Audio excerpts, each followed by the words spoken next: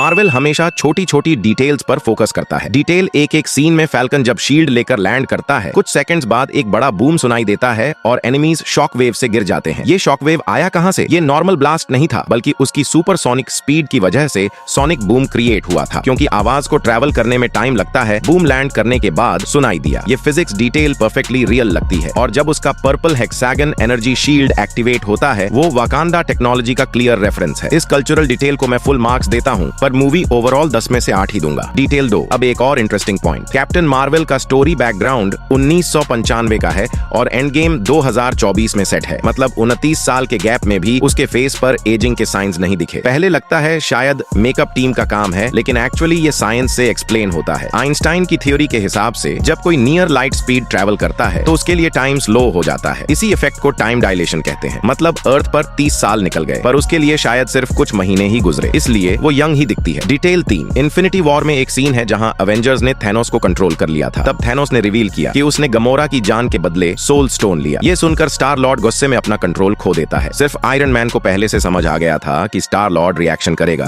क्योंकि टोनी खुद भी ऐसी ही सिचुएशन फेस कर चुका था। जब उसने अपने पेरेंट्स के किलर को सामने देखा, उसने भी इमोशंस कंट्रोल नहीं किए। इसी एक्सपीरियंस की वजह से उसने स्टार लॉर्ड के बिहेवियर को पहले ही प्रेडिक्ट कर लिया। तो अब एक सवाल मार्वल फैंस से, आपको क्या लगता है, स्टार लॉर्ड ने सही किया? कमेंट्स में बताओ।